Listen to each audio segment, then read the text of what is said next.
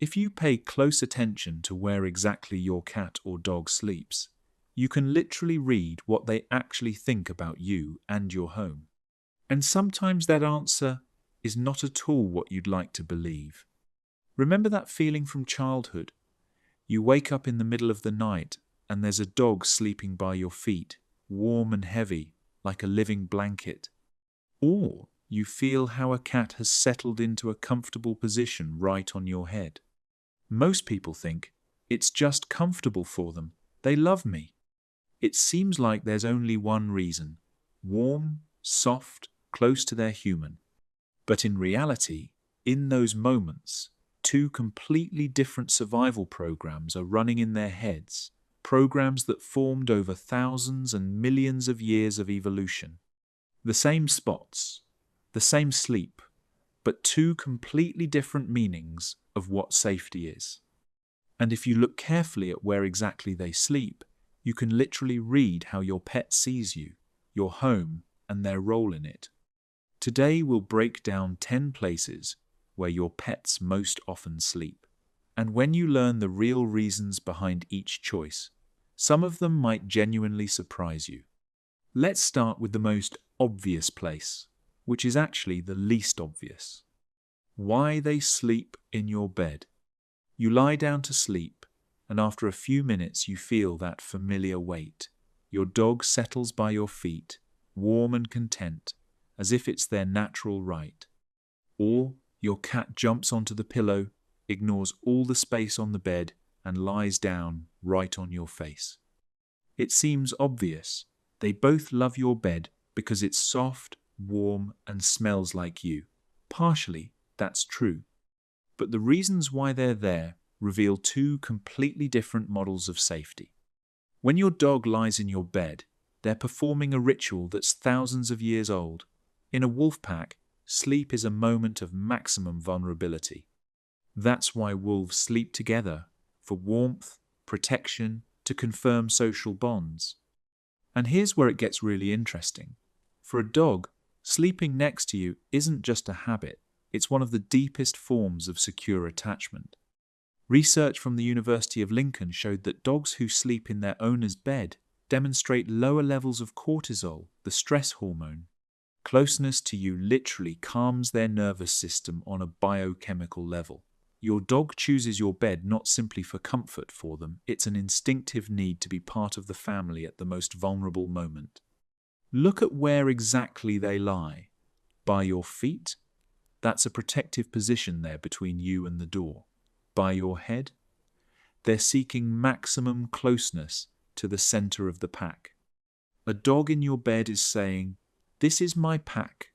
Here I'm safe. Here I belong." Now, the cat. They jump onto that same bed, but their brain is calculating completely different parameters. Height, the bed is higher than the floor. That's already an advantage. Warmth, your body radiates 98.6 degrees Fahrenheit. Softness, optimal. Your scent, that's a marker of safe territory. For a cat, your bed isn't so much about emotional connection as it is about the optimal combination of conditions from a survival standpoint.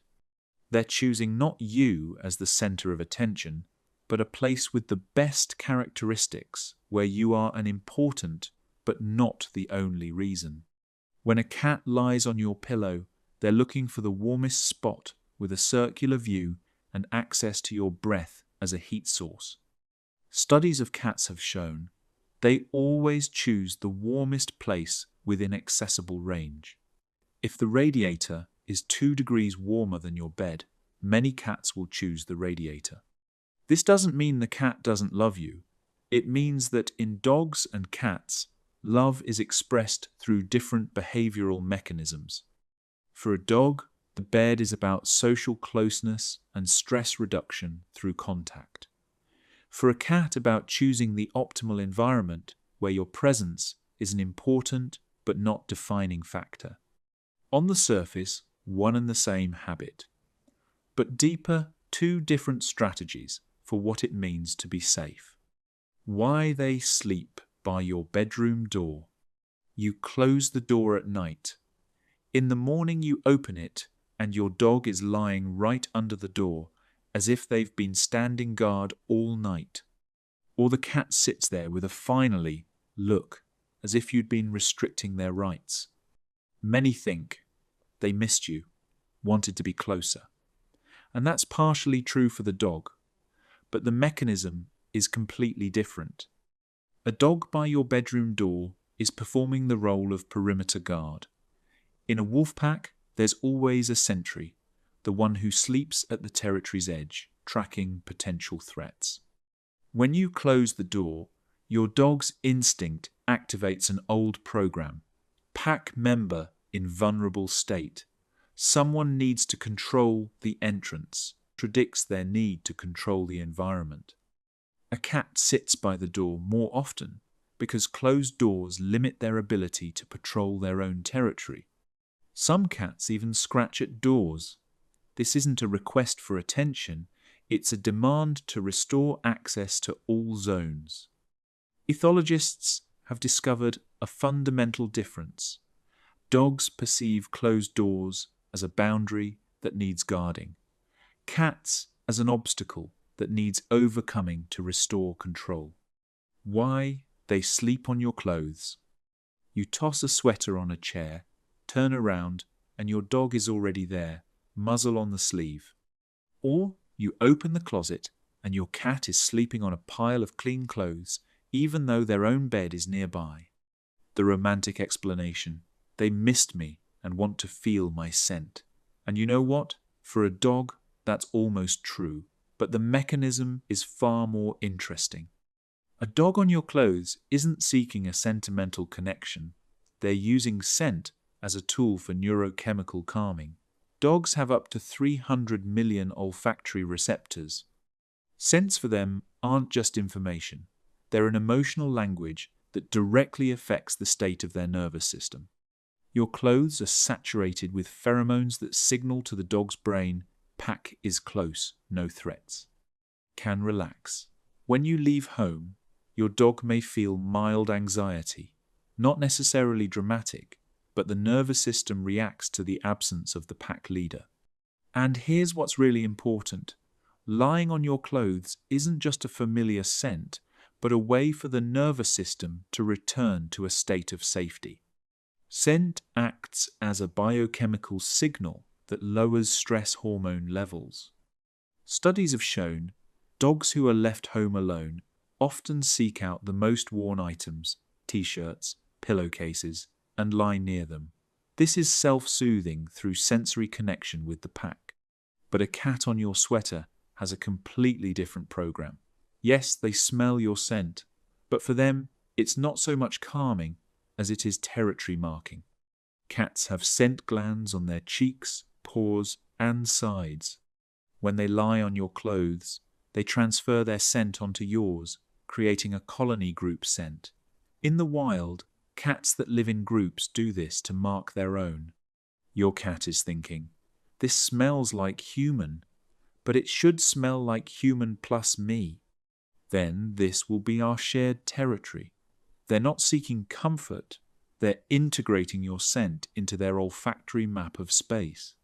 Plus, your sweater is often warm, soft, and in a convenient spot. One uses scent to reduce anxiety through social connection, the other for chemical territory marking with an added comfort bonus. Outwardly identical behavior. Inside, two different neurobiological strategies. Why they sleep in strange positions. Your dog sleeps on their back, paws spread, tongue slightly hanging out, or the cat fell asleep curled into a tight ring, nose touching tail. Sleep position isn't random. It's a diagnostic of how the animal feels right now. A dog on their back in the dead bug position demonstrates the highest level of trust. In the wild, a wolf never sleeps on its back belly exposed, impossible to run away quickly. When your dog assumes this position, they're saying, it's so safe here that I can be absolutely defenseless. Plus, thermoregulation dogs don't sweat, and when they're hot, they expose their belly for cooling. But the emotional component is critical. Only a dog who fully trusts their environment allows themselves such vulnerability. A cat in a tight ring is guided by opposite logic. This is a defensive position, vital organs protected, heat loss minimized. The tighter the ring, the colder the cat, or the less secure they feel. Even a domestic cat instinctively maintains this behavior. If you see a cat stretched out, they're warm and relatively calm. But even then, cats rarely sleep completely on their backs. It's simply not part of their behavioral program. One allows themselves absolute vulnerability as a manifestation of trust. The other maintains a defensive position even in the safest home. Why they sleep in high places. You've been looking for the cat for an hour. You look up, they're sleeping on top of the wardrobe, and your small dog sometimes settles on the back of the sofa, even though there's a soft bed below. For a cat, height isn't a quirk of modern apartment living, but an ancient survival mechanism transferred into domestic space. Leopards drag prey into trees to protect it from competitors. Small wild cats sleep on branches, avoiding ground predators. When your cat sleeps on the wardrobe, they're choosing a strategic position, protection from ground threats, circular view of territory, warmest point in the room, heat rises. In homes with multiple cats, the most dominant often occupies the highest points. This is spatial hierarchy. Some dogs, especially small and alert breeds, also choose height, but for different reasons. It's not about protection from predators, but about an observation position. Small dogs are physically more vulnerable, and height gives a psychological advantage. They see changes better, notice events earlier. Plus, it's a way to be at the level of your face for visual communication without having to crane their neck. For a cat, height is a basic need for safety and spatial control. For some dogs, it's an observation post and social position. One feels protected up high. The other wants to see more and be closer to your gaze. Why they sleep under furniture. Quiet snoring under the bed, your dog is there, in the darkness. Or the cat disappeared, and you find them under the sofa, in a space that seems too narrow. A dog under furniture is seeking a den. Wolves give birth and raise pups in burrows, and even adult individuals seek such places for peaceful rest. The space under the bed is an artificial den, dark, quiet, protected from all sides except one. If your home is noisy, has children or other animals, the dog may seek such a place as a time out from sensory overload. Darkness and enclosure calm the nervous system. This isn't fear, it's a need for quiet to recover. A cat under the sofa has similar but more tactical motivation. Wild cats spend most of their time in hiding spots. This is both a place for rest and an ambush for hunting. The space under furniture is a controlled point with limited access. A cat may seem asleep, but their ears are active. They're tracking sounds and vibrations. This isn't just sleep, it's patrolling in standby mode. Plus there's only one entrance, and the cat controls who approaches. One seeks quiet for undisturbed rest. The other creates a controlled point for observation. And that's exactly why one and the same habit in dogs and cats can mean completely different things.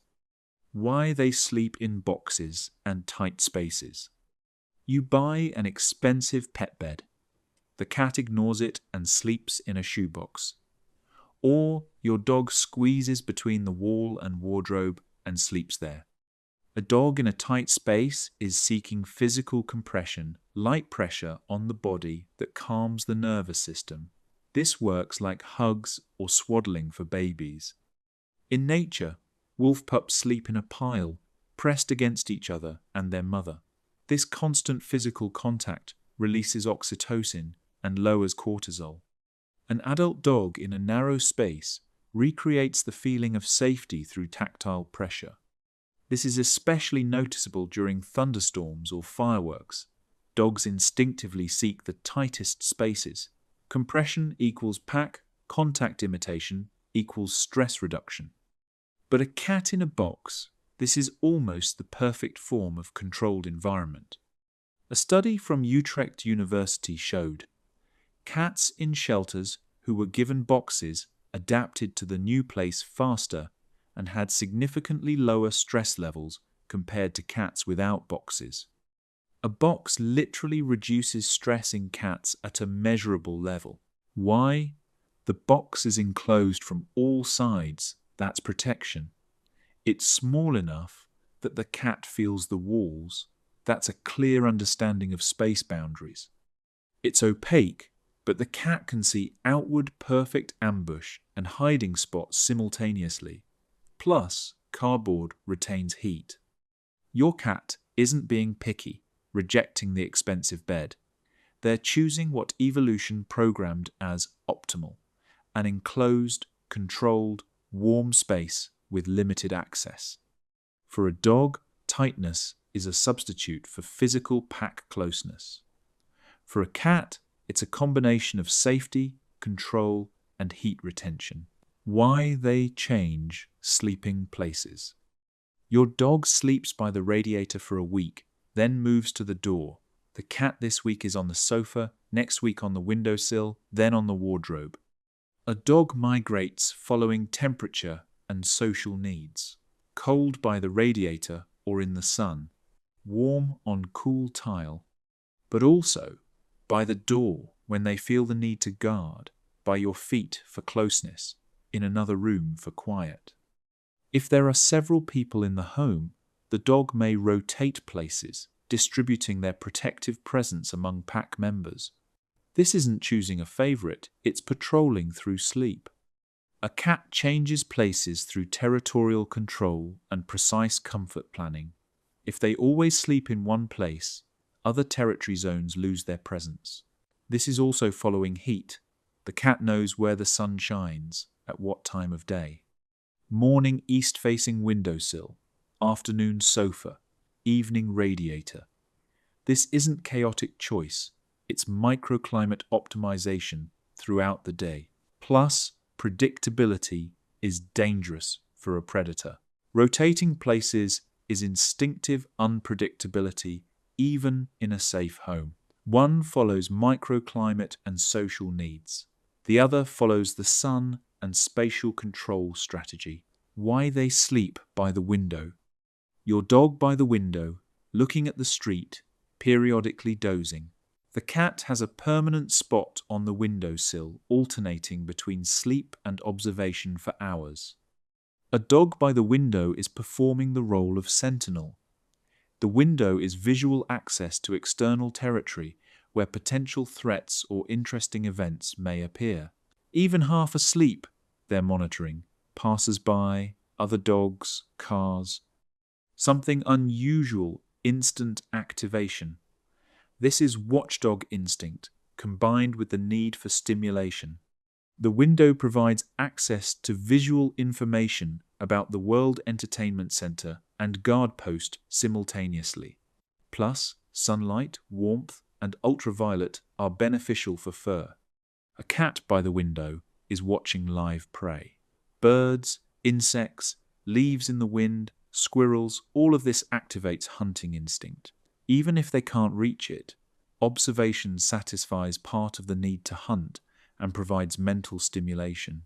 Cats without window access often demonstrate signs of boredom or even depression. The window also provides control. The cat tracks their external territory, which cats pass by, which birds live in the tree. This is an information database about the surroundings. Plus a windowsill in the sun can be 8 to 10 degrees warmer. One monitors territory safety and seeks events to track. The other hunts with their gaze while simultaneously charging energy from warmth. Why they sleep differently in your absence.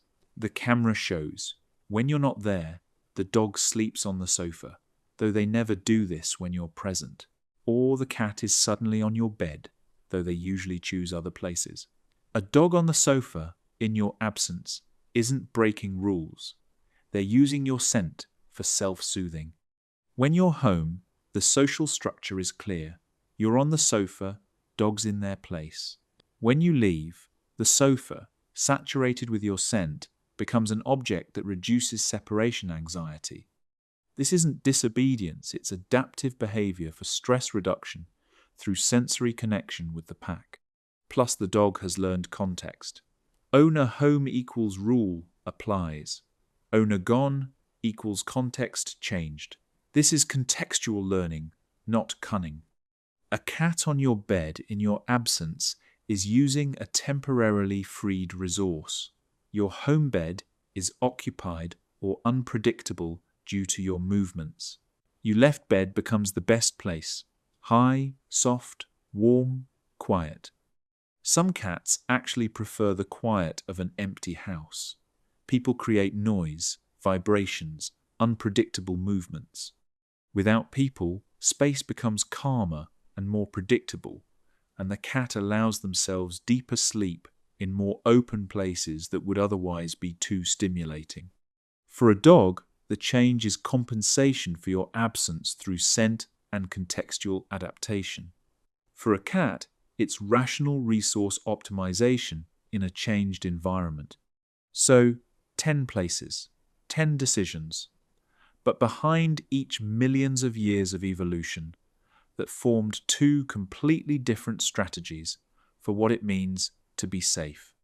Your dog sleeps by your feet not because it's more comfortable there, but because thousands of years of social evolution taught them pack equals survival.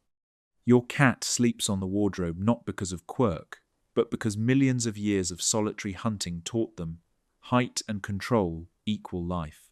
Neither animal loves less. They simply speak different languages of safety and attachment. The dog says, "I'll be nearby always, because you're my pack, my world." The cat says, "I'll be here on my terms, because you're my safe base, part of my territory." Both choose you. Both trust. One expresses through closeness and service, the other through presence and environmental control. When a dog sleeps under the door, they're not rejecting you, they're protecting. When a cat's in a box instead of your bed, they're not indifferent, they're following a survival program embedded in every cell.